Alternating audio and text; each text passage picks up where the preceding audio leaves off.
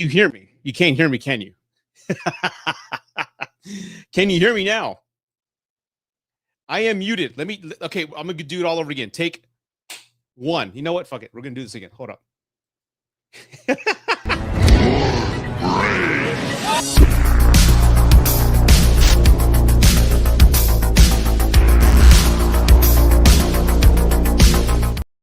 Take two. Here we go. Welcome to Wednesday Night Live, everybody. I'm trying to come up with a cool name to name this whole thing. And the reason I pick Wednesdays, because, you know, it's hump day.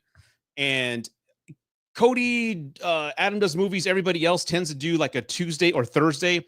So I thought I'd get like right in the middle and go with a Wednesday. Wednesday sounds like a good day. So welcome to live, everybody. I appreciate everyone's engagement. I feel good. Wednesdays feel like a good day for me to do this. And we're going to talk about a few things tonight. So we're going to talk about what every damn YouTuber is talking about right now is the Thunderbolts. And also we're going to talk about, oh, here we go. The Thunderbolts and also the Last of Us episode 4 recap. So I'll get into that in a bit. But again, we're also going to have a Q&A at the very end. So again, I'm going to go over these topics. And again, I want to be clear because I know there was some confusion last week. This is going to be spoilers, okay? So spoilers, I'm going to talk about everything. So if you haven't seen Thunderbolts, if you haven't seen The Last of Us, if you haven't played the game, I don't know what the fuck you've been, what you've been doing, but if you haven't played the game and know nothing about the game part 2 and all that, I'm going to spoil the hell out of it, okay? So I'm going to talk about that, but let's start off with Thunderbolts, okay? First and foremost, there was a lot of comments in my review for Thunderbolts, and I want to be clear. I know I come off, it's kind of like a character. I know I come off like I don't like the MCU, and I'm be honest, I've loved the MCU since day one. I've taken my kids to every single movie from phase 1 all the way to whatever. They don't actually go to the movies with me anymore because they've grown up now, but I've been there. And to me, I was vested and I was totally dedicated to them, both DC and Marvel. But Marvel definitely has done it right? And now that we have James Gunn, we'll see what happens. But Marvel's done it right. They've knocked it out of the park, and they've created a universe that everybody's grown up with. And I'm actually happy for a lot of young people like Gen Z, whoever else. They grew up with these movies. And these movies are the equivalent to me as my Superman, Christopher Reeve movies and Flash Gordon movies. So that's my childhood. And I'm sure a lot of you watching, this is your childhood. And I get that. But for me, again, you go to these movies all the time. You start seeing a pattern. You start seeing repetition. And I noticed around Age of Ultron, there was like this MCU formula. And everyone's talked about it. It's nothing new. And I just noticed that things were never really safe. I mean, everything was really just safe. There was really no stakes in the movie. And I just noticed like there was really no consequences to it. The only movie that I walked away with consequence, like, wow, that was great, was Infinity War.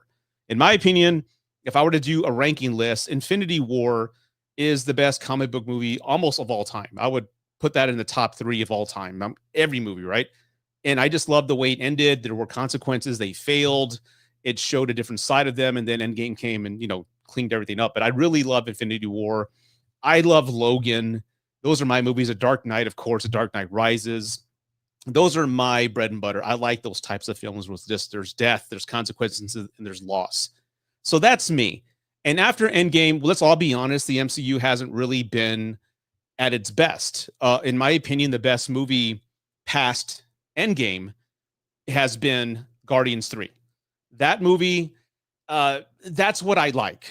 I like to feel something. I like to feel what the characters are going through, and who the hell would have thought that I would have gone and seen this movie and cried over a CGI bunny and raccoon. I mean, that's how good the writing was. That's how much I was like vested in these characters. I felt pain, and I'm tearing up about CGI characters. I mean, that's how good the writing was. So that's what I like. That's me. So if you're new to my channel, that is me. That's what I like. I like real stories, real pain, real consequences, and characters overcoming that. That's storytelling. That's movies. That's what I love. It can't be just all easy for them. They have to go through some shit, and they have to go through some pain, and they have to overcome that. That's life. Okay. And that's what I want. And the Thunderbolts, again, I didn't see any of the shows. I don't even subscribe to Disney. Actually, I just did for the Daredevil series, and I haven't even finished that yet. But the Thunderbolts, I went in because I heard a lot of great reviews, and I do like the ragtag story of, just a bunch of losers, of people who are criminals, or maybe people have given up on, and they're given a second chance. Like, hey, let's do something great, right? Guardians did it best. I love the Guardians trilogy. Some of my favorites, the Goonies. Hell, let's throw the Goonies in there. The Goonies are also a ragtag group of kids or losers, right? And they come together and accomplish great things. Also, if you haven't seen this, Doom Patrol season 1 and 2 are fantastic. I highly recommend that. That's more like rated R material. Brendan Fraser, I know who you all love. He plays Robot, and you have to check that out. It's really good. I highly recommend that. Doom Patrol season 1 and 2. I also appreciated a Creature Commandos. Again, a bunch of losers, a bunch of people who were just considered bad guys, but then you find out how they got there. You really feel something about these characters, and that's the type of stories that I like. And that's what I was kind of expecting with Thunderbolts, aka the new Avengers Now, I get maybe, well, Rudy, you didn't see the shows. You have to have seen the shows and all the things. Maybe that's what it is, and that's on me. I'll take full accountability for that. But I'm not going to watch 80, 60 hours of shows to catch up with one movie. But the movie was fine. I never said it sucked. I never said it was bad. It was okay. It was okay. Everybody came out fine at the end. Nobody died. The criminals are now the world's superheroes. I don't know how that works, but again, everything's fine at the end.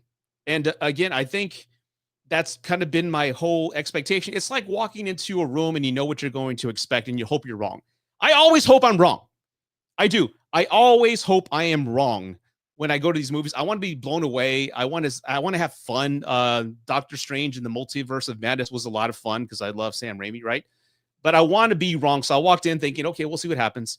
And I will say I will appreciate the theme of the movie, the actual, I guess, tone of the movie. The theme is what I meant to say, is depression and everybody having inner demons in the past, and they're all trying to conquer that and move on and do the right thing. I do like that.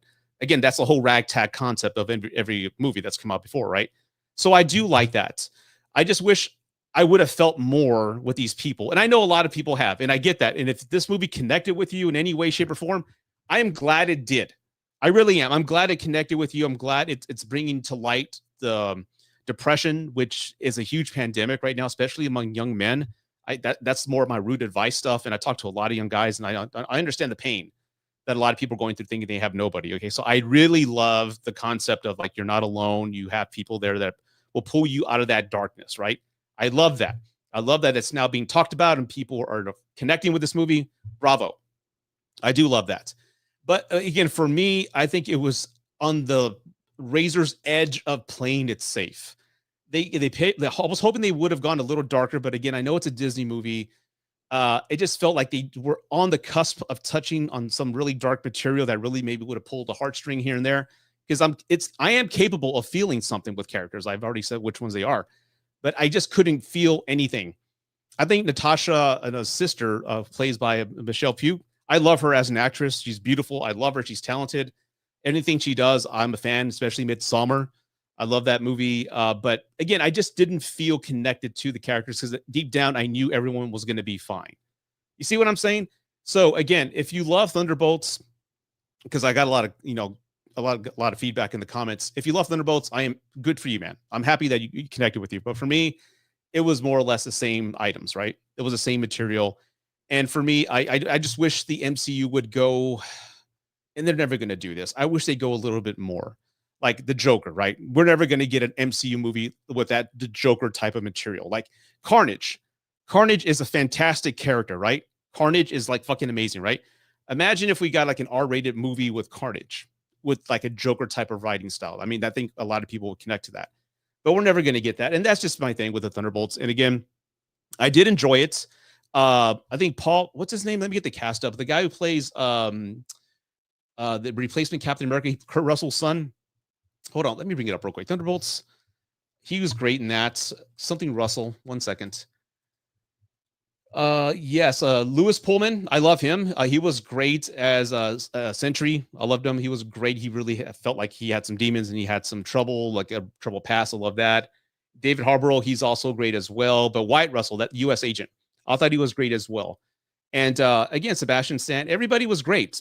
So the cast was fun. There was some jokes in there that I laughed to. I actually laughed and giggled. My favorite performance, I think, of everybody was probably Wyatt Russell. I liked him. I like that he's given a second chance as Captain America. I hope he gets his shield fixed. But I did like him. He's probably my favorite of the cast. I don't know if you've seen what's the first thing I noticed Wyatt Russell in? Has anybody ever seen Black Mirror? He did an episode of Black Mirror, I think about 6 years ago, where he goes like to this company and he's playing like a video game. Let's more or less like a augmented reality video game where they put like this chip behind your neck and everything you see in front of you is like, it looks like it's in your reality, but it's not.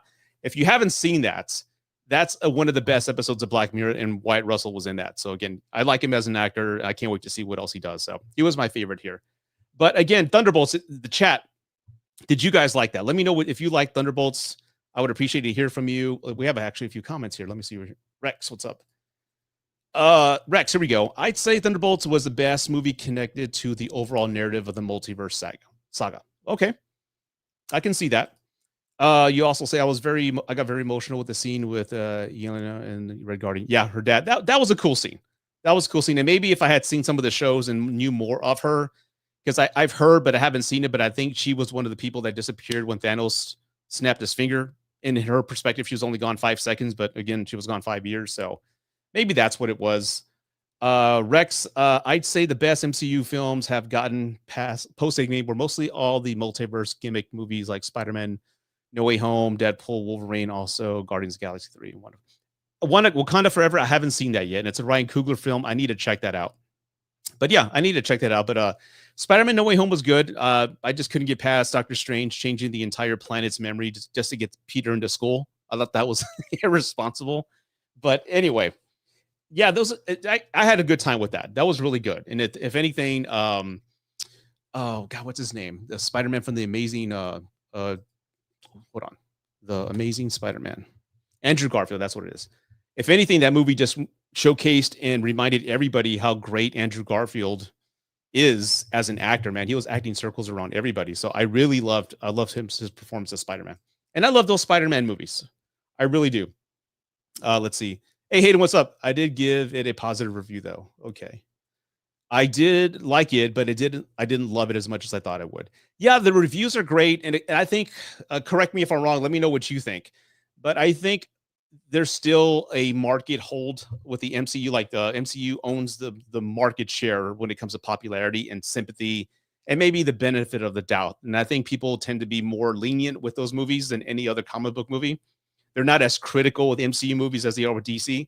So I know whenever a Marvel movie comes out and it's got like a ton of Rotten Tomato positive reviews, that really doesn't sit well with me yet, because I think there's some people that are biased. Correct me if I'm wrong. Maybe I'm just old and bitter. But that's just my opinion. Like, if some people are a little too lenient with that, and I thought it was okay.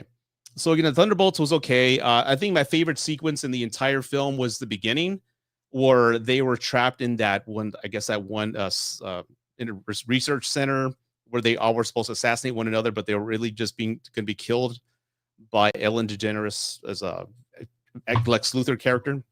I do like that. I like how they had to work together to get out of that tunnel and kind of like a back crawl up that tunnel. I thought that was cool. I thought the whole movie for a second was all going to take place in that facility. And I thought that would have been cool. Like, I don't know, like everything's on one set. I thought that would have been real cool. Like every room would have like some sort of puzzle to escape, and they had to use their powers to work together to get out. I thought that would be a cool concept. I would have loved that, actually. But that's not what we got. So that was kind of like one of my favorite sequences of the movie.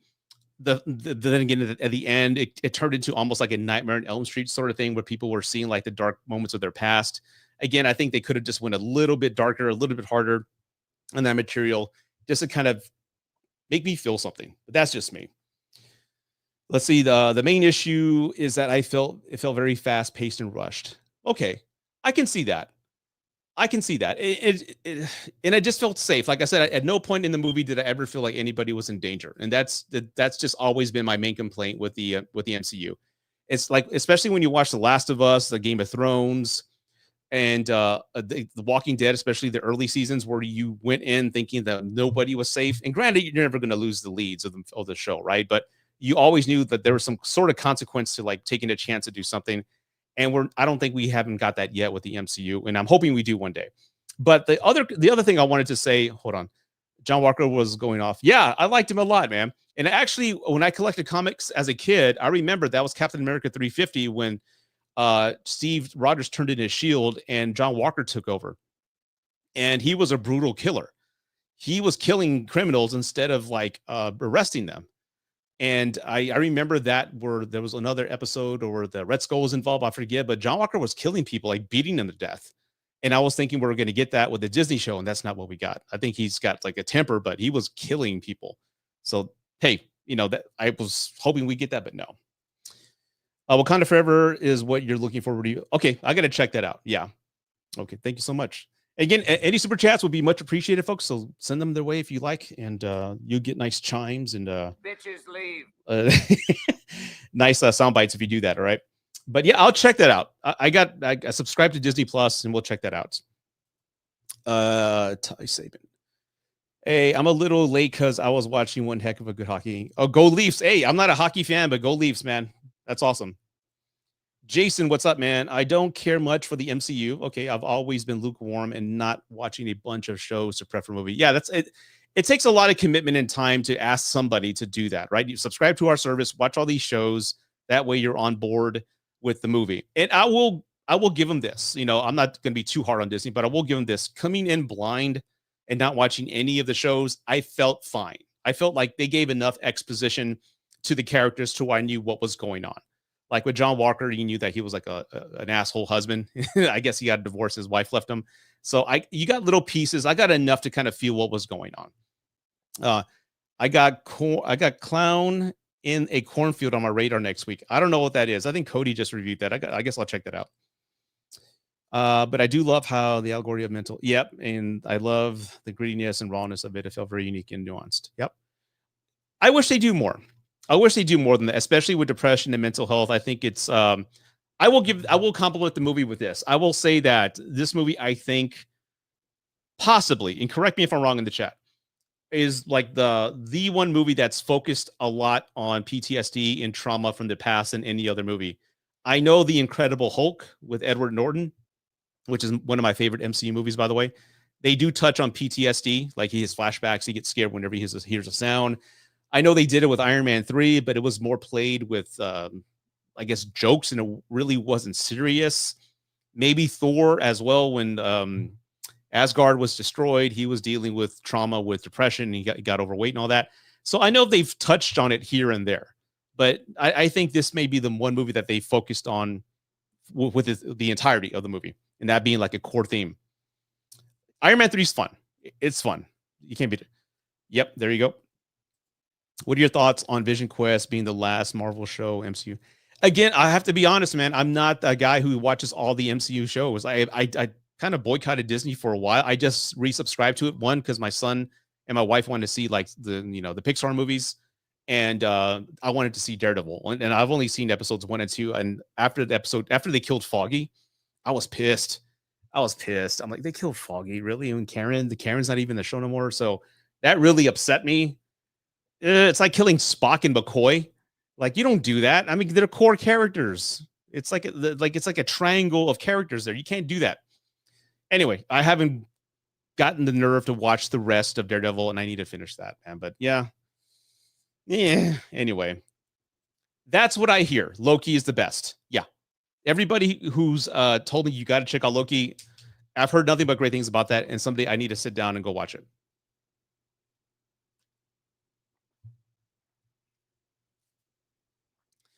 Vision Quest is a wrestling movie back in the day. My dad. Okay. I had no idea. You see, WandaVision was all right. Again, I heard that you may have had to have seen it before the Multiverse of Madness. Again, I didn't see the shows, and I felt that I got enough exposition in the movie to understand where Wanda was coming from. Yeah, X-Men 97, Loki, I hear those are good. And again, I'm not saying that Disney's all shit. I mean, we're not going to talk about Star Wars, but I hear Andor is great. But for the most part, again, that's been my main complaint with the MCU, is that they have such great stories, and I have a lot of the paperback novels like in my closet. Like, for example, Civil War got dark. Age of Ultron is incredibly dark. And I don't like that they're cleaning it up to make it kid safe. And I get it. These movies, you can bring the kids. It's family safe. Everybody can go have a good time, and everybody's happy at the end. And it doesn't always have to be that way. Keep in mind, I'm the guy who's old enough to go, who went to the theater in 1985 and watched Transformers the movie and saw my hero Optimus Prime get killed on the screen. And there was no Optimus Prime will be back, kids. No, he was dead. And we all cried, man. We were all crying in the theater. No, he'll be back. He'll be back. And he never came back. And that's life, right? That taught us a valuable lesson about loss, damn it. So again, that's what I'm used to. I don't know. And maybe kids need to see more of that shit. I don't know. Lying bitch. Anyway, I think you would like Clown in the Cornfield, bro. I'll check it out. But right now, like I said, we're the 31 and 31's got. I have very limited time, so I really have to just use my time wisely because right now, the last movie I'm watching is Once Upon a Time in America, and that movie sucks so far. That's probably going to be 31. So there's an early preview coming at 31. Once Upon a Time in America. But anyway. Yeah, when I'm done with the 31 and 31, then I'll go ahead and get started on watching some other movies. When I finished X-Men 97, I started thinking about how I'd like to make it. I was blasting the X-Men thing. Yeah, dude, go for it, man. In the 90s, for me, like the best animated cartoon, for my opinion, in the 90s, and keep in mind, I was like a senior in high school in 1994, was Batman the Animated Series. That was the best. In my opinion, that is the best cartoon of the 90s. And then X-Men, and then The Amazing Spider-Man. But the Batman series, that was so fucking good, man. Whew. So good. Yeah, the 80s was tough on us. Yeah, like follow the A-Tracks, Littlefoot. What's that little fucking rat? One who loses his mommy. Yeah, Fievel. The Secret of Nim. All those movies. Watership Down. Damn, the kids wouldn't. That's too traumatizing, man. Oh God. Ty, what's up, man? I've been hearing some buzz on Avengers Doomsday. It's going to be Fantastic Four face off with the X-Men, which is interesting. That's another thing. Thanks for reminding me. Speaking of Fantastic Four, and again, I said spoilers at the beginning of the episode. Okay. I did stay for the post-credit scene. The first one was stupid. I'm like, all right, we have another 80s song that we're tying to the movie. I mean, last year was fucking Live Like a Prayer by Madonna. And now we have Starship. We built this thing together from Mannequin. I'm like, oh, great. That's just what we need. I need like nothing but like hundreds of videos on TikTok of just that song playing all the time. Anyway, but I stayed for the next one. And the last one was really good. The last one should have been the mid-credit, post-credit, I guess, sneak peek. But I think, I don't know. Do you think the last post-credit scene of Thunderbolts kind of ruined it for everybody? Did it ruin Fantastic Four for anybody? I think it may have ended. I mean, I think it may have spoiled it for me because I've seen the trailer to the Fantastic Four, and I see that there's that one scene where I guess that planet's asking, Mr. Fantastic, can you save us? And they say, we don't know. And I hope they're not showing or giving us too much of that movie, because what I'm getting is that they tried to save that planet. It didn't work, right? I hope I'm wrong. Again, I hope I'm wrong. They tried to save that planet, but Galactus destroyed it, and they escaped through some other multiverse dimensional shit, and now they're on the Earth where everything takes place, and they failed. And I think if that's the case, I'm upset because I didn't want to know that. So I hope I'm wrong. What do you guys think? Let me know. But I think that's what they're implying, is that they failed saving their planets, and now they're coming back to this Earth. But for all I know, Disney's going to spin it to where they're going to go back in time before Galactus showed up and save everybody, and everyone's going to be fine in the end. You know what I'm saying. Anyway. Bitch, are you for real? Anyway, and apparently the Russo brothers actually directed the post-credit scene. I noticed that the camera worked. Yeah, it's good to see them back. I'm glad they're back and they're doing their thing, man. Poor Fievel. It's funny. Let's see here. Yeah, Rudy, are you going to the Clueless in theaters last week of June? It's 35. You know what, man, Jason, I'm not a Clueless fan because I was already in college when that movie came out, and I understand that was like a high school movie, maybe. So I remember it being incredibly popular, but I was already like thinking I was too old for that. So I'm like, I'm done with that. So no, I never became a fan. I've seen the movie. I think it's cool, but I'm not going to be there. I'm not going to be there, man. So, okay, well, let's go on to the next topic of the Last of Us episode 4 recap. Again, spoilers to anybody who's watching. I'm going to spoil the hell out of it. I will say that I enjoyed it initially because there were some segments in the story where Ellie and what's her name? Let me get I'm so bad with names, man. I got to write everything down now. This is what happens when you get old. Hold up. HBO. Ooh, cast. Here we go. Yeah, Dina and Ellie. Yeah, when there's some sequences in the movie in the show, like in the subway area where they were being hunted by these soldiers. I love the intensity. I love the suspense, and I was really into the show. Like, oh wow, this actually feels like the game. This feels like the game. I'm like, when they're hiding and you can hear the soldiers. I don't care what you find, a young kid, a baby, kill it when you see it. I'm like. That reminded me of the game. I'm like, that's pretty cool. But I did love those action sequences. Those are really intense. It felt like I said, you're playing the game. I love the red flares in that one area. And the infected seemed to be like a very scary opponent. I loved everything about it. But as far as Dina telling Abby that she's pregnant, Dina telling Ellie that she was pregnant, that's where the reaction to me was kind of like, what are we doing here? It kind of reminded me of this scene. What have I done? How Anakin just switched immediately after killing Sam Jackson. And he goes, yes, my lord, right after that. Is like, really? Anakin just turned that fast? Like, really? The tone, the change in tone was just is so weird because she sees that Ellie got bit and she's terrified, right? She's got a gun. She's over here thinking, okay, she might change. She's up all night. She's terrified for her life. And I get that. I'm like, I like that intensity. I like that the whole scene. It felt I can feel the tension. I'm like, yes, I love this. Then they find out she's not turning, and then she puts the light down and says, "I'm pregnant," and then they go scissor, and I'm like what? Like what? That's like okay.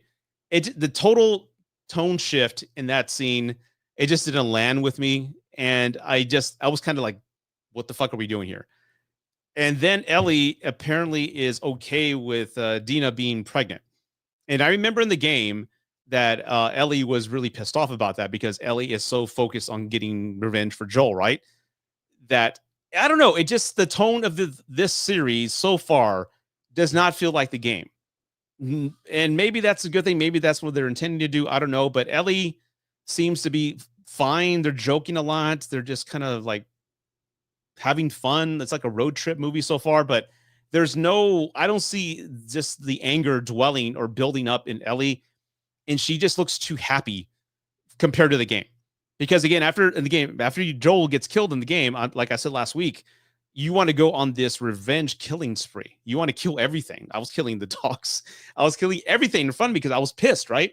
And Ellie in the game was exactly feeling the same way. But here in the show, it just seems to be so nonchalant and just like, we're having fun. We're doing our thing. And when she says, I'm going to be a dad, I'm like, okay, what are we doing here? I just don't understand this whatsoever. So, Sean, did you leave something? Oh, didn't say anything. I'm sorry. Hold up.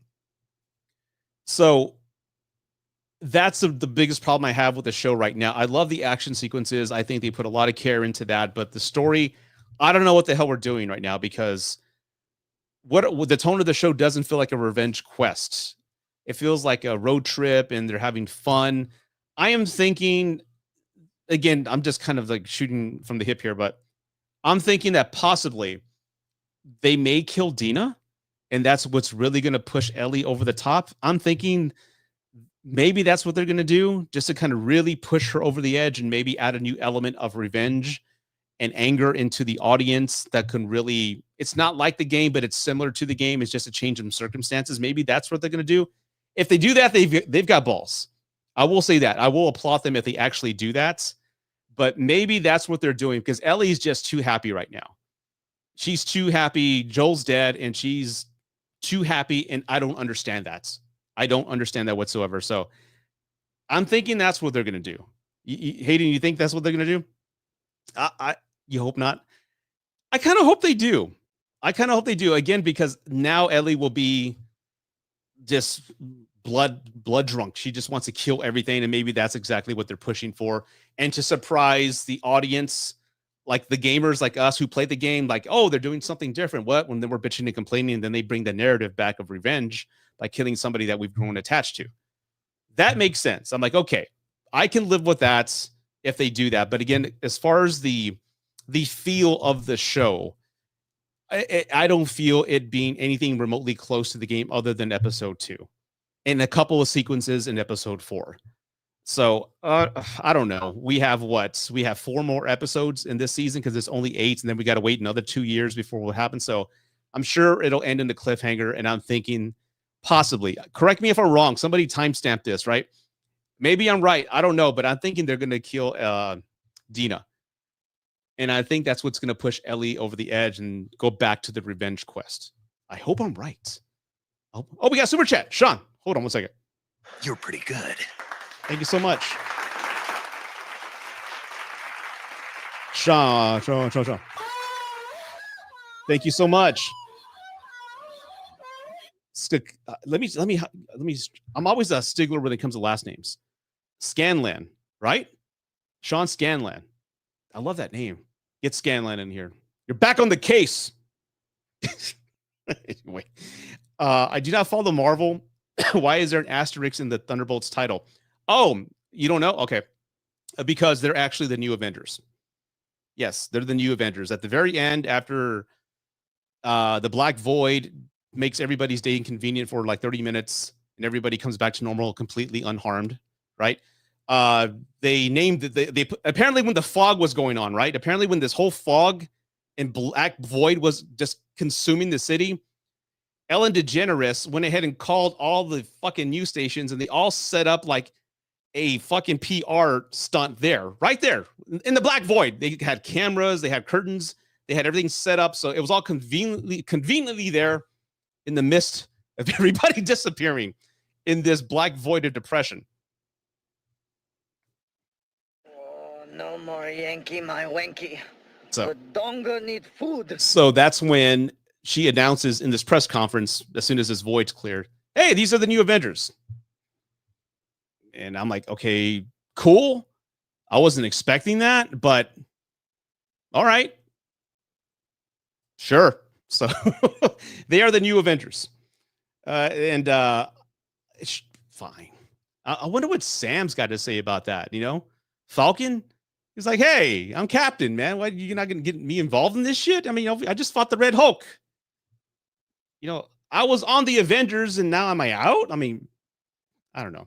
It seemed too forced and I didn't feel like these were the new Avengers, and nor did they. I don't know. I don't know. Maybe I'm just so disconnected and bitter and just an old asshole. I don't know. Maybe I'm wrong. But yeah, it just like, there you go. So that's what it meant, Sean. Thank you so much for the super chat. Adam, what's up, dude? I am Joe Blow, the lover man. You should be paying me, bitch. I've already lost interest in the show, gave up after episode 4, didn't like the game story, so why bother with an even worse version than that? That is a valid point, my friend. That's a valid point. But again, I don't know what they're doing, and maybe they're just doing this, like throwing us a bone, just kind of to get us distracted what they're really going to do. Like maybe they're going to kill Dina. I'm thinking that, and if I'm right, I want everybody to credit me, okay? Not John Campia or any other asshole out there. I'm the one who called it. So timestamp this, screen record this. Rudy called it, all right? I hope they do something that clever to kind of like, oh. That's so, isn't it nice to feel that nowadays? Because we're so spoiled with, you know, leaks, social media, like spoilers. It's like we don't go to a movie anymore and are genuinely surprised anymore. And I fucking miss that. I think the last time I went into a theater like totally blind and had a wonderful time was Barbarian.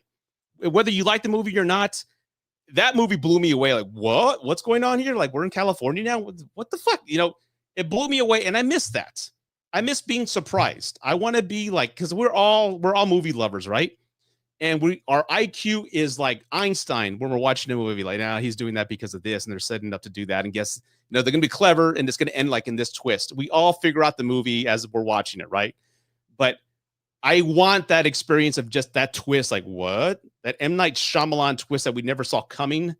I think we need more writing that way. And what am I doing with this? Maybe that's from Snowpiercer. I don't know, but I'm going to stop. But we need more of that.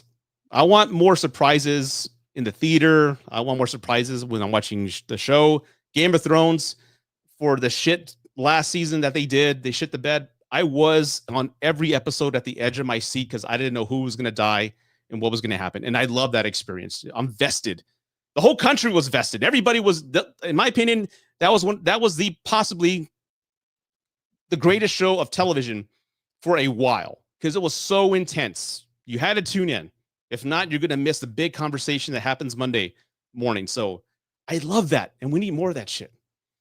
Oh, you know what, Adam? Just when we're starting to get along, you got to throw something like that, man.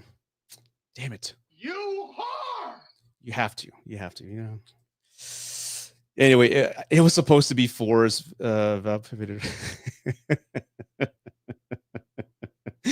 okay. But again, the movie was trash, right? But for me, the experience of like what's going on here, you know, because when you watch, because we're all the same, right? You watch a trailer, and for me, I only watch the teaser trailer. I don't watch the second or third trailer because they give too much of the movie nowadays. So I saw the trailer. I'm like, okay, I kind of get what's going on. Pennywise, the actor, the tall, handsome fucker, he's going to be a killer or whatever the case is. And like, oh, that's not what happened. There's monsters in the basement who want babies. Like, holy shit, that's pretty cool. So that I love the shock of it. I love the surprise of it. That's what I'm saying. You whore! Anyway, your barbarian hate is kind of not my hate. I'm pretty sure you're talking about Adam. I think Adam only I've only known Adam 2 months, maybe a month and a half, and now we're like best friends. I'm thinking the 2 movies that he's hated of recent memory are Godzilla -1, which I still don't know. I need to talk to you about that, and Barbarian. So I could be wrong. Maybe you hate more. I don't know. And Justin Long is a badass actor. Justin Long, I do love his acting. Was Tusk was good. But any movie he's in, he steals the show. He's a great actor. He's got great screen presence. So I want more things with Justin Long. I want more of that. I hear, though, that the Superman marketing is about to start ramping up and we might be getting a new trailer next week or something. I know. And it's kind of tough. And believe it or not, I'm notorious amongst friend circles in deactivating Twitter. And I'll go, like, I don't want to spoiler. I don't want, because I go on Twitter just to look at things and see what other people are saying. But I usually uninstall it before a big movie because I don't want no spoilers. And I go to my feeds and block certain hashtags like Superman, things like that. I do whatever I can, the best I can, to avoid it. But also I am on this catch-22 as a content creator, because if you want to get the views and you want the engagement, you have to react to what's out there. Hey, there's a new screenshot. Is that a boob or an ass? You have to react to shit. And, I'm not really one for reacting, but I get it. It is what it is. But I try to stay away from that as best I can. And that's what we do. I mean, there's channels that react to every fucking thing. I'm listening to Queen for the first time, everybody. Check this out, Shut the fuck up. You're not hearing Bohemian Rhapsody for the first time ever right now. Kiss my ass. Shut up. Excuse me while I whip this out. Anyway, hold on a second.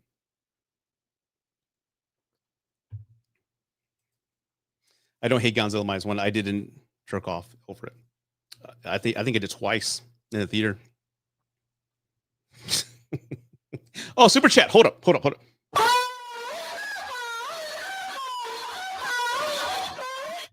You're pretty good. All right, Jason Carpenter with a $2 super chat. Thank you. You know what? I'll also give you one of these. You stupid bitch, you filthy slut! Did you fuck with me? Companion and Novocaine are my two favorites for 2025. So far, I've seen. I haven't seen Novocaine, and I've seen Companion. So you're a big. What's his guy's? I know his dad, Quaid. Dennis Quaid's son. I like him. Adam, you mentioned this last night. Don't leave yet, fucker.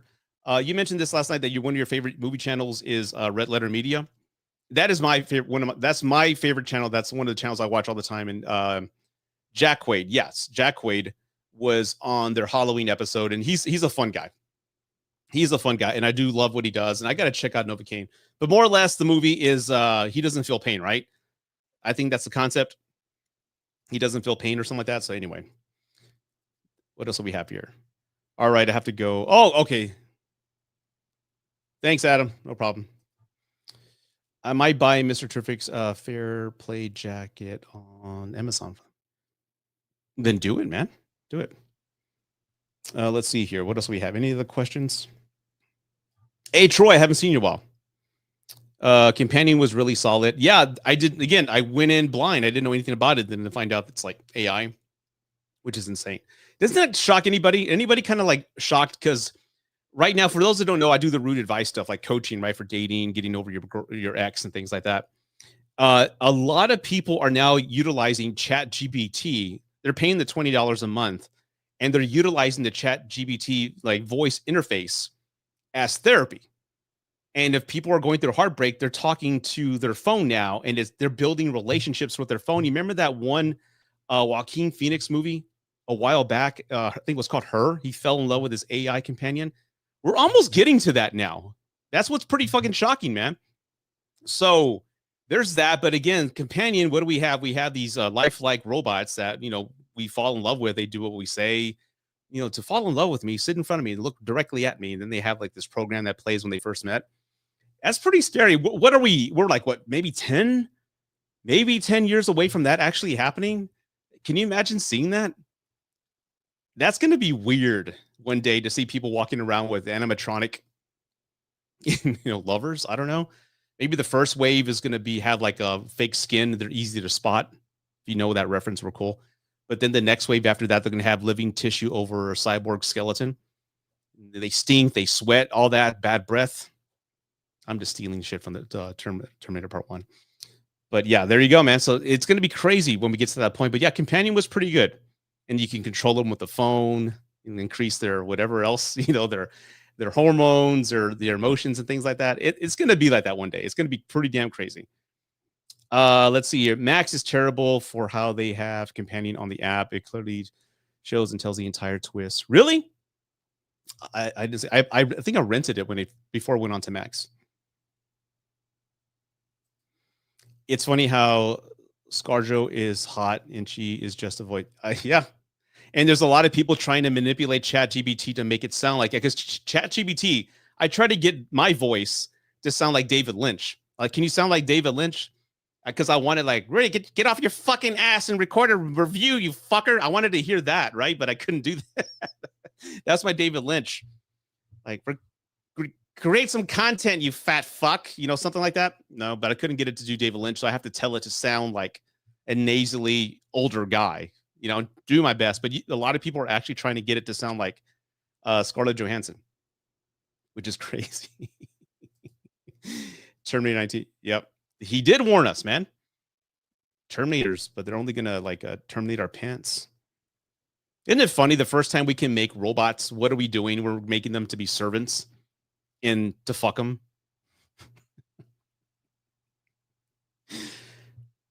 That's us. That's humans, man. That's the first thing we think about. Yeah. Oh God. Anyway.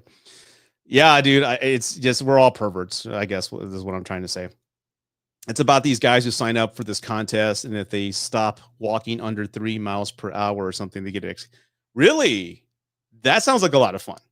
I got to check that out. Straight Edge Knight, what's up, man? Favorite comic book movie aside from Superman 1978 is Dark Knight. Yeah, Superman 1978. Again, I have a bunch of Superman tattoos. There's Superman kissing Wonder Woman. You see, there's a whole bunch right there. There's the other one in the back you can't see. So this whole armed Superman sleeve. My hero was Christopher Reeve growing up. So that was my Iron Man, or that was my Deadpool. And believe it or not, as a kid, Superman really set my moral compass for what's right and wrong. I remember growing up in a low income neighborhood where we're all doing stupid shit, and I remember asking myself, would Superman do this? No, he wouldn't. And I would leave the situation, and luckily I did. But yeah, it's Christopher Reeve, man. That movie, that score. When I hear that score, that Superman theme, it takes me back to being a kid.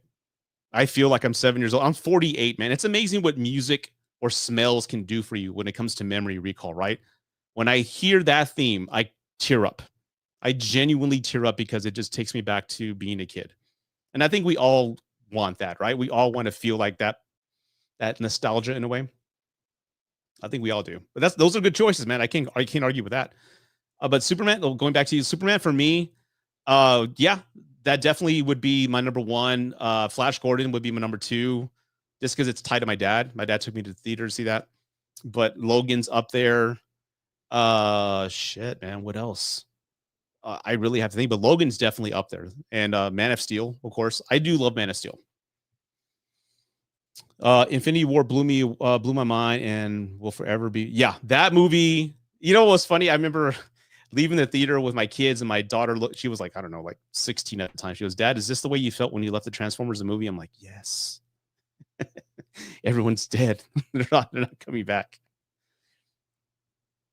Oh, John Williams is the GOAT, man. Yeah, definitely. Indiana Jones, of course, Star Wars. I mean, that will be timeless. Oh yeah, Taco Bell over. Taco Bell over. Yeah, I cried. That documentary teared me up, man. It's a beautiful story, man. Beautiful, beautiful story. And again, if I'm not recommending anything to you, I mean, I'm ordering everybody in this live to go check out that documentary. It's on Max. It's very inspiring. I mean, you watch that and you leave, you're like, I've got no excuse. I'm healthy. I got mobility. I can get up and do whatever I want. This guy was quadriplegic and inspired people. He was even directing in a chair. So if he can do that, there's no excuse. We can go achieve what we want and go accomplish our dreams. Very inspiring, man. Clearly the first two Supermans were Reeves' best. 3, I have fun with it. 4, I saw it at the theater, and as a kid, you didn't look at the graphics. It did look bad, but as a kid, you saw the movie for what it was. I was 10 when Part 4 came out, and I remember going to the theater with my 7-Eleven Kryptonite Slurpee. Seriously, I'm that old, and I had fun with it as a kid. But of course, when you get older and you see it, it's total shit. But I think 1 and 2 are the best. But I love the Donner cut. Yeah, Keaton, man, Batman. I mean, people don't understand how big that movie was when it first came out. That was the first cool version of Batman we ever got, because before that it was just Adam West Batman. So this is like a dark gothic Batman. Like, fuck, we were all excited about that. Yeah, man, it's a beautiful theme, dude. Thank you for all the comments, dude. Yeah, and again, super chats are always appreciated. Thank you so much. Across the Spider-Verse, yes, that's a good one. You know what? Yeah, I will agree with that. That leaving that experience, you just felt like this high. Isn't it wonderful when you leave a movie theater and you feel like this high of like, that was a good movie? Like, you leave with your dopamine shooting out of your ears. You just feel wonderful. Like, that was a great movie. I'm going to see it again. I haven't felt that way in a while. I mean, I think I did with Sinners, but I was more curious on how I would react the second time, but I didn't leave like on a high. But that was a great movie, man. I didn't enjoy the second one, and I think we're going to get the third one like in 10 years. But yeah, definitely. Yeah, Guardians. Yeah, that was also great, man. John Williams' theme, in my opinion, is the best. Arguably, yeah. And again, I'm a Superman fan, dude. I mean, hell, my son got me that for Christmas. So yeah, I think it is one of the best. I mean, you can play it anywhere in the world, right? Anywhere in the world, and people will know what you're talking about. One of my first tattoos is the S here. And I remember in 1999, I went to Cancun for my honeymoon, right? When I first got married. And I remember having a muscle shirt. And all these people, we went to the fucking, the pyramids. We went to the pyramids where like these villages and things like that. And I'm walking around, Superman. Like, it doesn't matter where you go, people recognize the symbol, and anywhere you go, people know the song. So I think that speaks to that's like a universal thing, man. I haven't seen that one, man. I need to check that out. I kept on having Nuclear Man vibes. I did too. Thank you for saying that, man. Because like, you have a multi-millionaire like CEO who manufactured a superhero. I'm like, this is so much like Superman 4. This is so much like destroy Superman, right? Of course, he had a Sentry wasn't like that. He's more of a better written character. But I was thinking the same thing. And I was always thinking like it reminded me of an episode of The Boys where Vought is like manufacturing, that compound to make superheroes. I'm like, this looks like the original material that The Boys is spoofing. So anyway, but it was good. Again, I don't want to shit on it. Again, I'm not saying Thunderbolts or the New Avengers was bad. I'm not saying that. I'm saying it was okay. I thought it was fine. Props to us old dudes, us old heads, as they call us now. Hayden, what's up? I had a dream the other night that I was watching Superman in XD in Cinemark, and then I woke up and I was disappointed. But you had a massive heart on, right? No, shut the fuck up and do it already. I'm just kidding. That's not the one. It was a wet dream, right? Excuse me while I whip this out. What is your favorite Superman comics? I think All-Star Superman is my favorite. That's one of the best ones. Of course, the Death of Superman and the Return of the Reign of the Superman. That one really captivated me in the 90s. Just the Death of Superman. The death was unbelievable. I couldn't believe they did that. But my favorite comic book that I was really vested in as a kid was Daredevil. It was sometime between 89 and 90. Daredevil was killed by Typhoid Mary.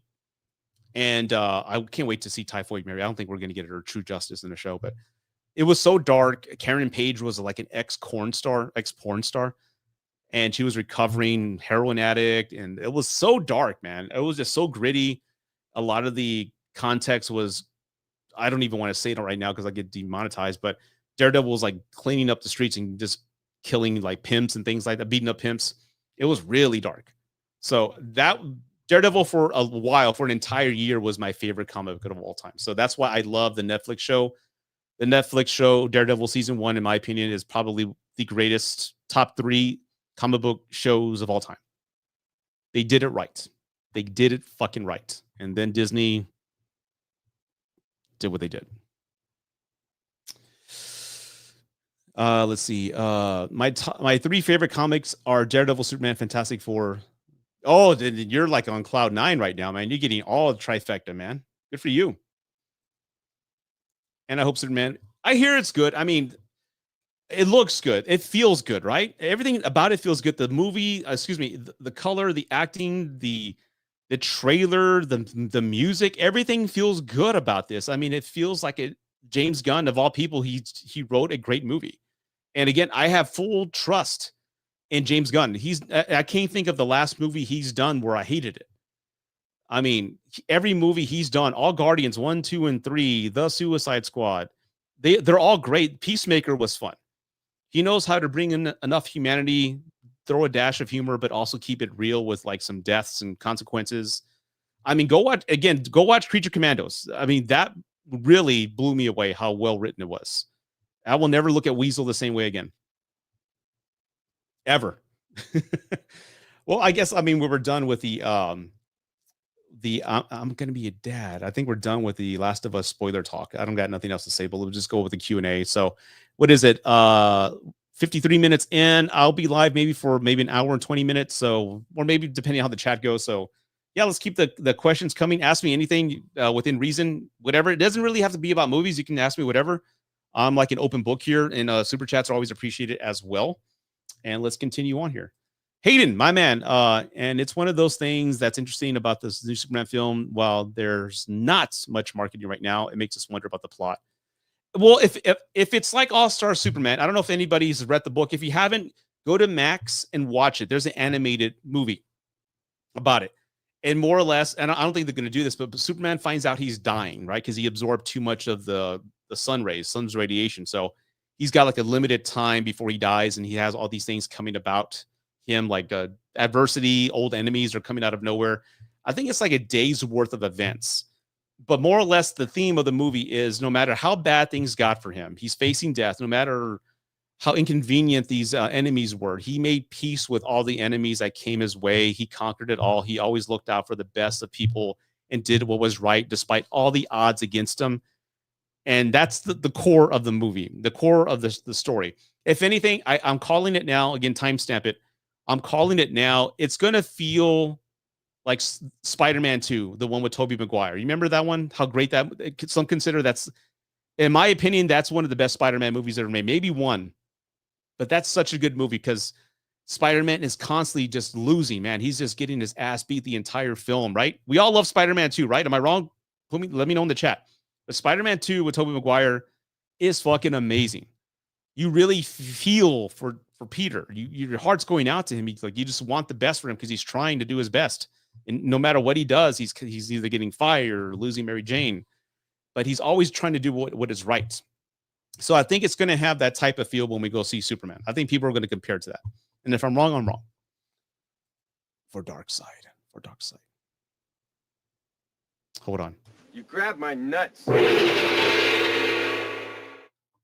My favorites, I'd have to think about that. I don't want to say Zod because that's, I think, what everybody would say, but I'd have to think about that. Maybe Metallo. I don't know. Excited for Did I miss the super chat? I think I did. Hold up. Oh, I did. Oh shit. Hold up. Thank you.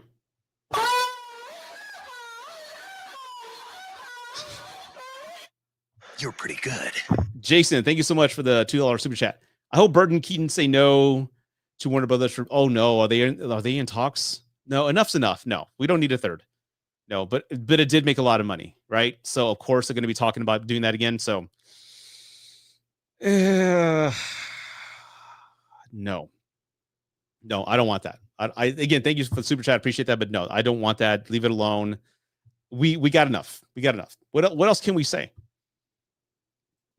I think, haven't we said enough about Beetlejuice, right? I still stand by Spider-Man 2 is the best Spidey movie ever. Yeah.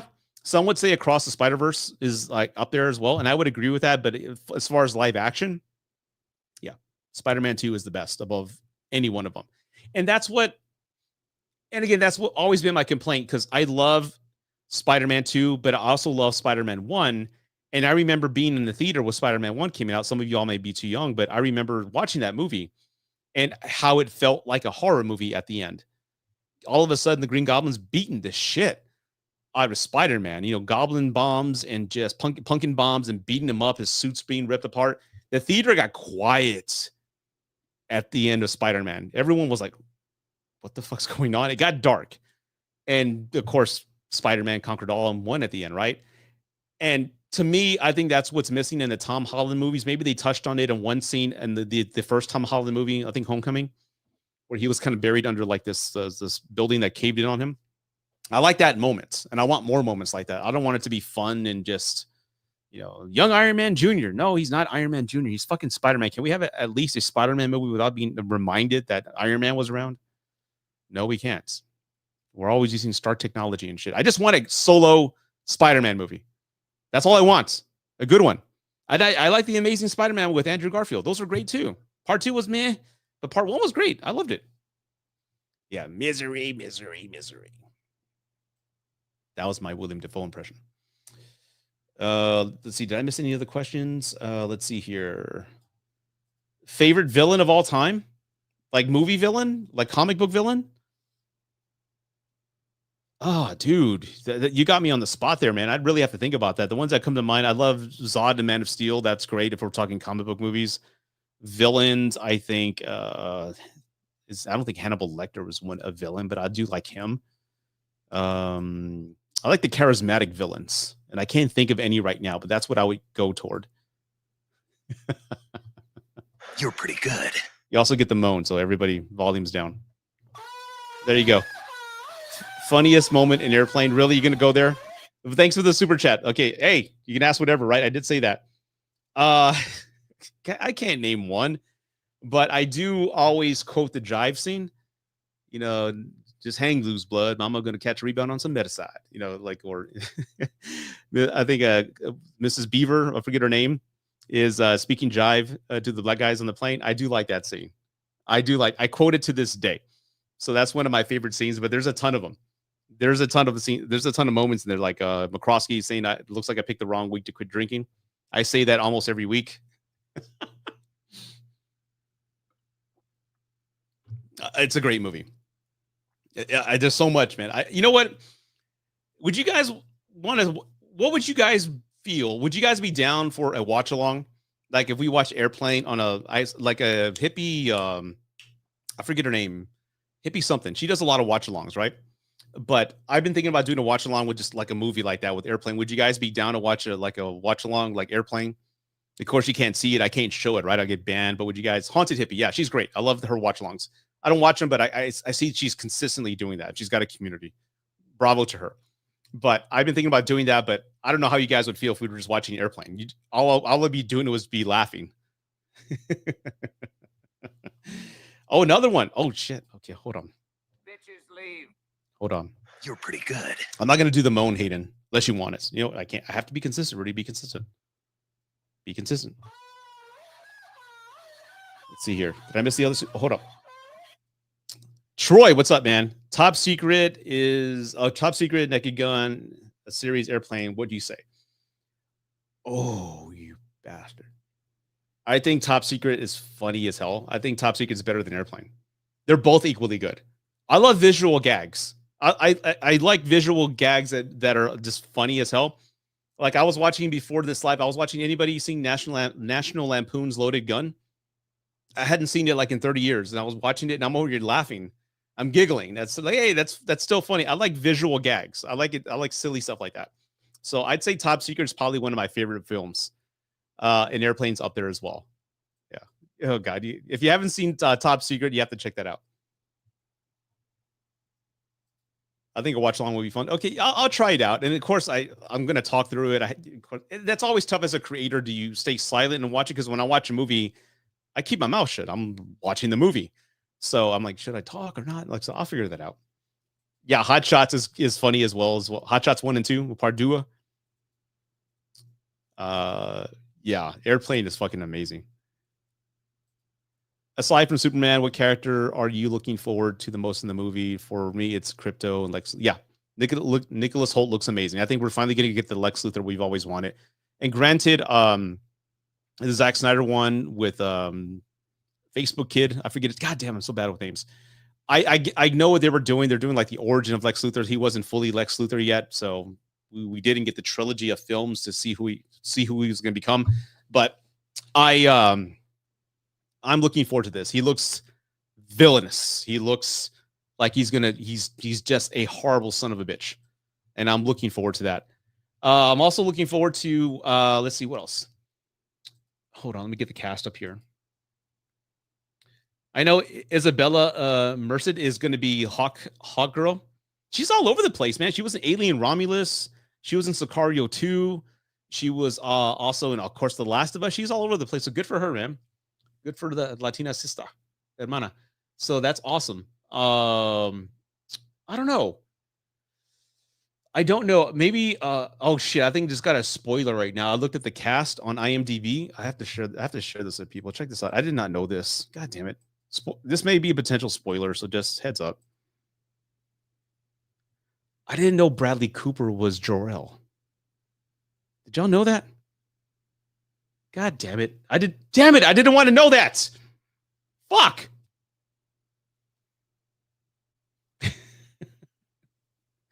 Damn it. No, that's not what I want to do.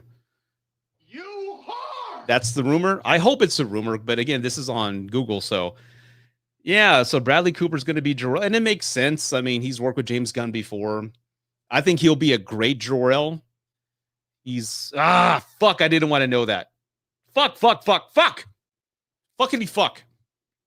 Anyway, Millie is it Alcock as Supergirl. I'm looking forward to that as well. I'm also looking forward to Aquaman now being Lobo. I think that's going to be a lot of fun. I've always wanted to see Lobo on the big screen, so that's going to be a lot of fun. And again, I hope this is a rumor. I hope it is, but damn it, I didn't want to know that.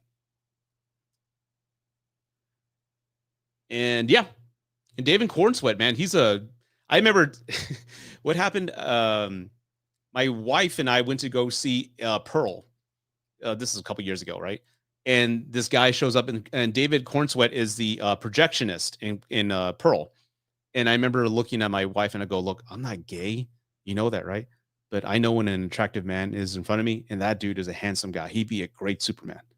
And she goes, "Yeah." So, and lo and behold, he was cast as Superman. He's a good-looking dude, man. He's a good-looking dude. So again, I'm glad he got the role. Whoa, well, this is random. Okay, Rudy, did you graduate from what? Did you graduate from in high school? I know where you're at, dude. I know my sister went there in the 80s, but I didn't graduate there. I graduated at a Catholic school, St. Gerard, little Catholic school.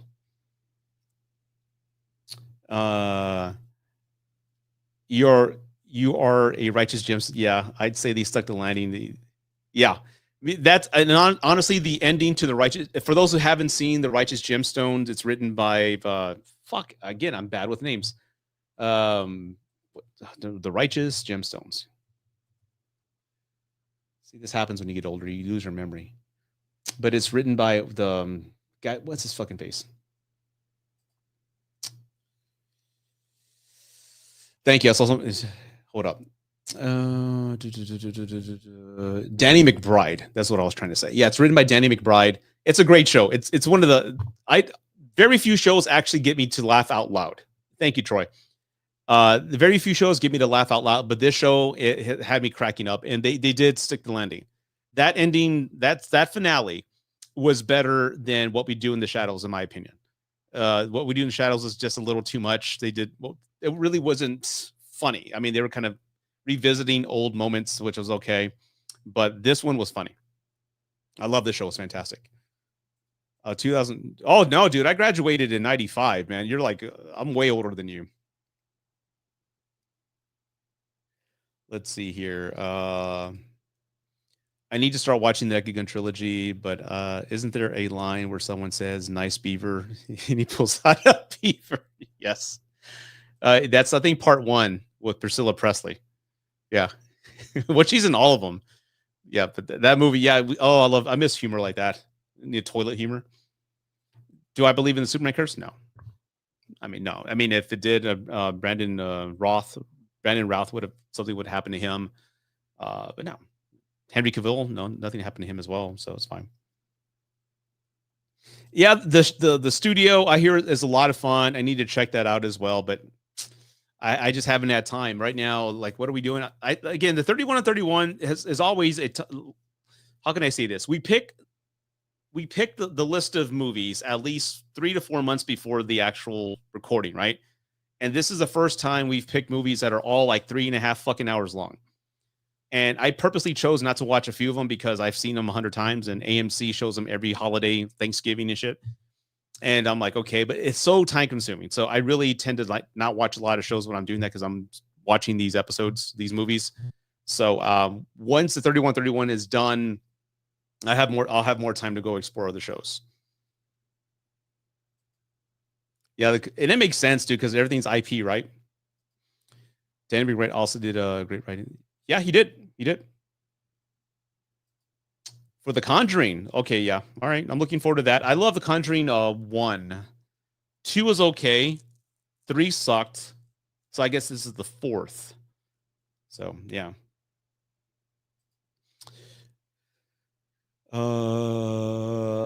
Yeah. I really am. I did love Prey. Prey was really good. I did love Prey. Hold on one second. One second here.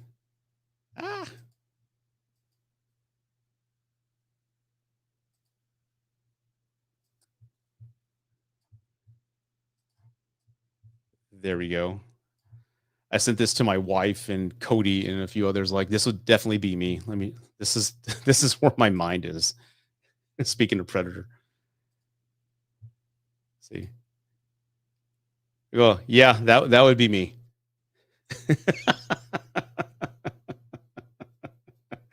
There you go. That's what I think about the Predator. So yeah, there you go. Anyway. Let's see here. Yeah, Conjuring 3 wasn't good. I didn't really like that at all. I really don't like the look of the Predator in Badlands. Well, again, I don't keep up with rumors and whatever else they talk about. So when I saw the Predator, I'm like, what the hell is that? And my first instinct seeing it it looks young. It looks like a kid Predator, like the coming of age thing that people did in old societies. Like the Spartans would just send a kid through the wilderness, right? I think the Indians would put like claws in your fucking chest and lift you up. And if your skin ripped, you weren't a man. So every culture, every society has had a coming of age kind of like a transition for young men. So it only makes sense for like a warrior species to do that. So when I saw him, I go, oh, this is what it is. It's like if he's going to become a full predator, he's got to go through like the trials and the initiation. So I thought I wasn't happy with. I mean, I wouldn't say I wasn't happy with it, but it looked young. So that's what I'm thinking. It's a young predator, like an adolescent predator. He's hit puberty or something like that. And when he wins, he gets a woman, like one of those predators I just showed on the screen. Yes. Amber Mid Thunder is the main love interest in Novocaine as well. Oh, okay. I didn't know that. I did not know that. Awesome. Oh, let's see what else. What other? Not a fan of The Conjuring. I'm not a Conjuring fan. Way overrated.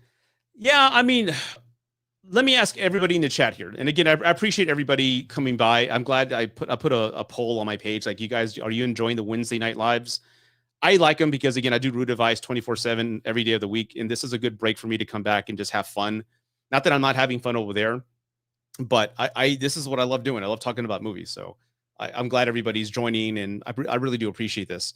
But scary movies, okay. In everybody's opinion, I want to hear from everybody. What is your favorite scary movie? And I'm not talking something that really disturbed you. So go from there. If Conjuring's not your thing, Troy, then what is? What is everybody's like favorite scary movie that like kept them up for days and shit, and you want more of that? I'll stand by and wait for the see what people say. Oh, okay.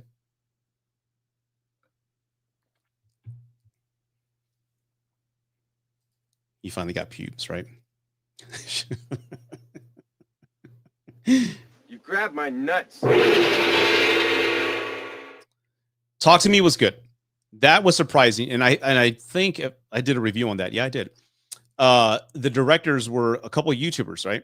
They were making short movies for the past few years, and their productions got more elaborate.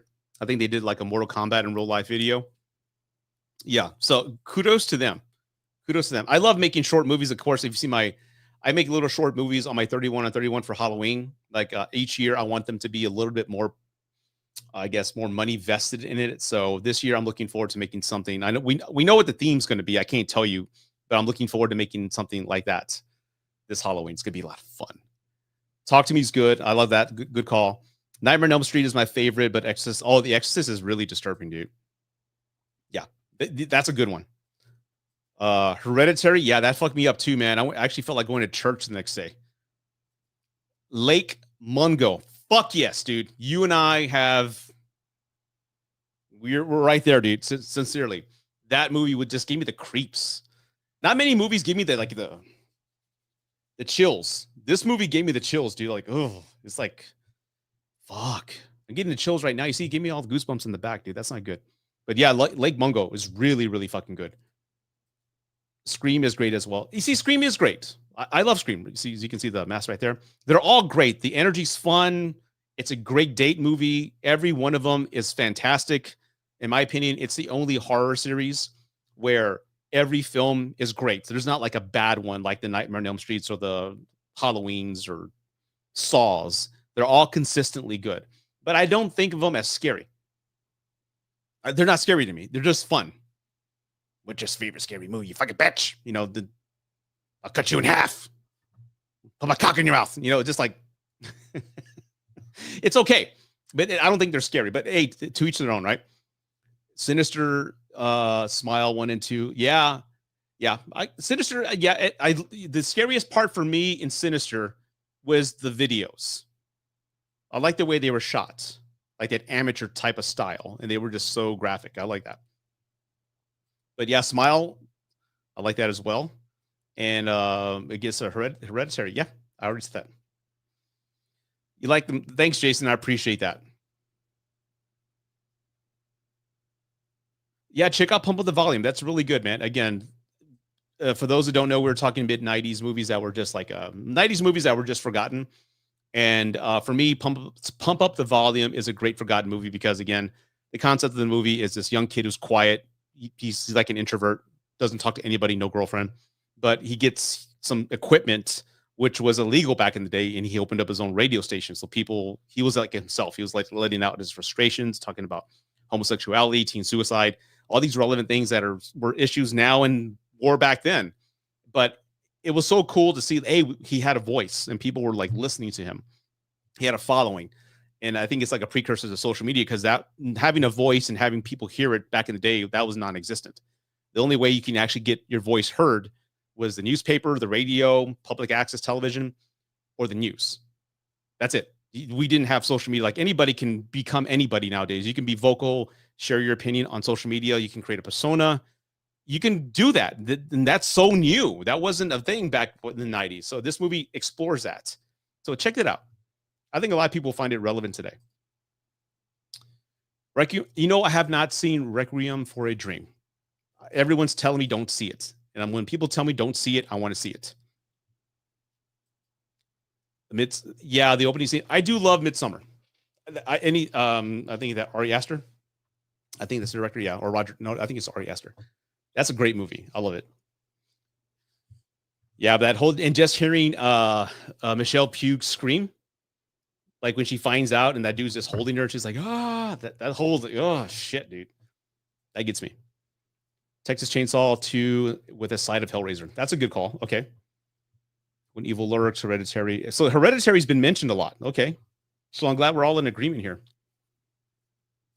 The first Evil Dead. Yeah. That's such a great movie. It Follows stuck with me too. Yeah. That's a good one. Wasn't that movie more or less the theme of that was STDs and things like that? Adam, what's up, man? Greetings.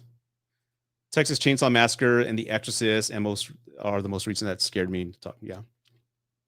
And for Texas Chainsaw Massacre, I think I said this already, but for those who haven't heard, that movie scared me here in Texas because, again, I live in San Antonio, and everybody growing up had heard about that movie. It was like an urban legend thing. Like, have you seen that movie, Texas Chainsaw Massacre? Everybody thought it was real, so everybody talked about it like it really happened. It was like the fucking Alamo. So everybody thought it really happened, and everyone thought it was near Austin, outside of Houston, in the outskirts of like Bexar County. Everybody thought it really happened, and you asked your parents, which parents were your Google back then when you were a kid because they knew everything, right? I remember asking my dad, did that really happen? Oh yeah, it was on the news. It's scary. So it had a different aura here for me as a kid and for everybody here growing up in the 80s because we thought it was real. And every time we visited cousins who lived out in a ranch, I was terrified that we were going to stop by that gas station and get killed and be turned into barbecue. But that's the truth. Yeah. But that movie, Texas Chainsaw Massacre, holds a different candle in my heart than any other. I caught Pump Up the Volume on TV for the first time and watched it. It kind of blew me, right? Again, for the young generations, I think millennials and Gen Z who haven't seen it, I think I would highly recommend it. It's again, all the issues that we're dealing with now is spoken to there. And again, social media, you can bring that up, but then again, how do you bring that up as a kid when parents don't listen to you? You bring it up when you have your own platform. So I think it's really cool. And that movie is a great film. That was a great one as well. So The Exorcist and Hereditary seem to be the ones that really get to people. Just got home from work and doing some more packing, and I'm moving into my first apartment. Good for you, man. Good luck, man. I hope everything goes well for you. Yeah, okay. The Exorcist is so damn good, especially when you get older, the Reagan stuff. Yeah. And it's so scary because I don't know. Well, I guess we'll touch into supernatural real quick, and I got another 15 minutes before I end the live. But I believe in that shit. Being Hispanic, like, we don't fuck around with that shit. Ouija boards, we won't never bring one into the house. We won't, because we know that shit exists, and we're not gonna like call it or ask it questions. That was the thing. Never bring that into the house. Never go to a friend's house and play with that shit, because you never know, a door could open and then all that other shit. So we knew better. And to this day, I will never be in a room with one or play with one. No, I'm done. But yeah, it's scary that how The Exorcist, I think it was based on a true story. And, you know, I don't know if y'all believe in ghosts or not, or paranormal shit, but if you dabble in powers you don't understand and don't know how to close certain windows or doors, you can really fuck up your life. So it's scary. So yeah, I won't mess with that. So The Hereditary and The Exorcist, both films that everybody had mentioned here in the chat, both deal with supernatural elements. So yeah, and I would agree with everybody. We're all totally aligned. So for me, I would want more movies like that are just disturbing and real. And both of these movies, if you think about it, there's really not a lot of over the top CGI. It's more or less a family in despair, right? So it's very simplified storytelling, nothing too space aliens and shit like that. Is just very simplified. So, what do I wonder how let me ask this question. What are the ages of everybody watching here? What is everybody's age, by the way? I'm 48. How old is everybody here? I'm just curious. And while you're giving me the answers, let me give you sorry, that was too loud. Let me see here. You're pretty good there, JP 1923. Have I ever had a paranormal experience?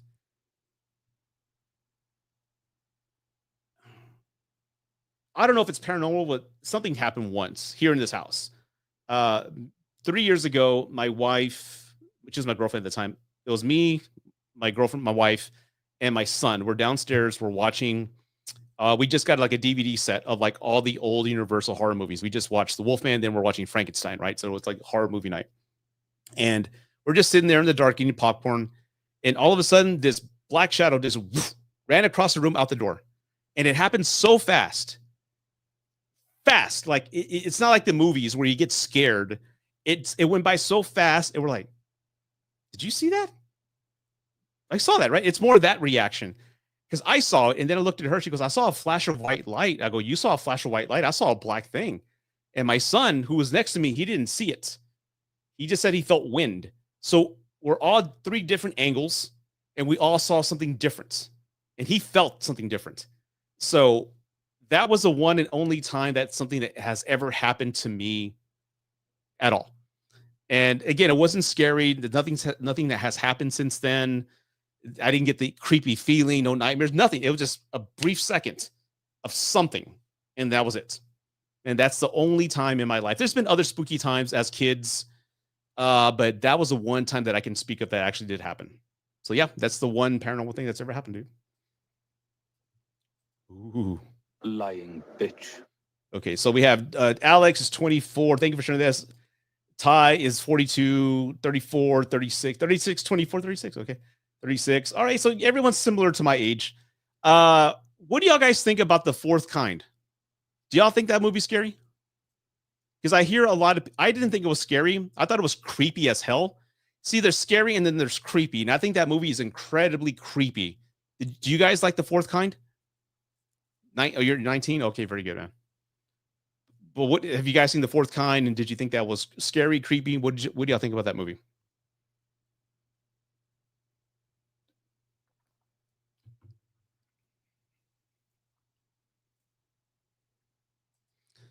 I love San Antonio. I flew down from Utah a few months ago to see a Rammstein. Du hast mich. Awesome.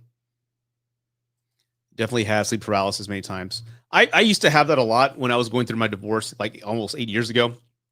They say you get sleep paralysis when you're incredibly stressed, and I was incredibly stressed. But I never saw anything. Never did. 19. Okay. Very cool. The Fourth Kind was all right. Okay. Never saw it. There's a lot of movies on my list that I still need to watch. Okay. Just asking. Fourth Kind was pretty good for what it was. I think the scenes that were reenacted, yeah, it was pretty creepy. Yeah, that's what I was talking about, Joey. It's like very creepy. Taco Bell over 22. Okay. Because I remember when I was dating, a lot of women would tell me they thought that movie was creepy. I'm like, you think so? So I watched it, and it does have a creepy sense, and it leaves you thinking that it really happened, like it's based on a true story, but none of that ever happened. It was just a well-told mockumentary, but it is creepy. I think there's a difference between a jump scare, like a Blumhouse jump scare, and then being creepy and feeling creepy. You know, I think more movies that make you feel like that creepy sense, I think those are the ones that kind of stick with you, like The Exorcist and Hereditary. Happy belated birthday to me. Well, thank you. That was in March, so thanks so much, man. I appreciate that. Bitches leave. Thank you so much. I had sleep paralysis once and saw penguins. Are you sure they were penguins, though? I don't know what they're saying. My mom had me young. Oh, 44 as of yesterday. You're not talking. The birthday wasn't to me, Ty. It was to Troy McClure. There you go. Troy the Cream McClure. 44. So we're all old heads, man. That's awesome. Thank God I had headphones. Yeah, be careful with that. I have a lot of sound bites that I need to use, so just be careful with that. There you go. I'll come up with more. I'm looking for some regular show sound bites. But yeah, we have 5 minutes left. Yeah, again, any last questions, any last super chats before we end the live? Did I get through all the super chats? I really do appreciate everybody.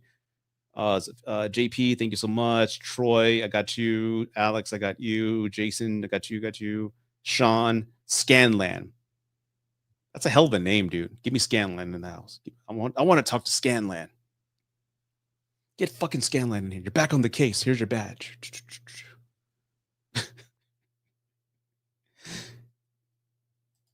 Old heads, wise and experienced. Damn right we are. And we're in our prime. We look good, don't we? If you saw a UFO, would you be scared? No, I'd probably film it. I thought I saw one last night. As a matter of fact, I picked up my son from the bus stop and we looked in the sky. And you know those SpaceX videos you've seen on social media where it's like a white circle, it kind of fades away. I think there was a SpaceX rocket somewhere in Texas. And of course, I'm in San Antonio. I know that, what's his fucking name? Musk, he's got like a lot of headquarters in Austin. So maybe they were launching something. I don't know. But I did see that big white circle plume that you've seen on social media. So I'm like, hey, it's SpaceX, but it looked cool. But I've never seen one. Not at all. Hopefully one day I will. We'll see, bitch. Oh, and there's my wife. Hi, honey. You enjoying the Breaking Benjamin show? That's my wife, everybody. The Love Witch. She may join me, by the way, on future lives or future episodes. I told her if she does, she's got to show the goods, you know, the nice rack. Like, hey, it's all social media, baby. You got to show the goods. So she may be joining lives every now and then. So FYI. I love you. Anyway. Yeah, it's been a good time. But on that note, everybody, ending on my wife's rack here, I'm going to go ahead and end the live. What a fucking segue, Rudy. You're an idiot. Anyway, thank you for everybody for joining. I really do appreciate it. I'll be live next week. And again, subscribe if you haven't done so. If you have any topics that you want me to touch on, because you see, I like these lives. I want them to be a little bit like a movie. I want to talk movie talk, right? I want to talk about movies, of course. But if you want to go off the rails and talk about, you know, like the paranormal shit that we're just talking about right now, things like that, let me know. Send some comments. Send me some like post some feedback on the post I just posted on my stories, not my stories, on my page, and just let me know what you'd like to see. Okay. So anyway, good night, everybody. Take care. I wish everybody the best. And let me go ahead and play the song where Charles and Cody are gay. Here we go. Good night.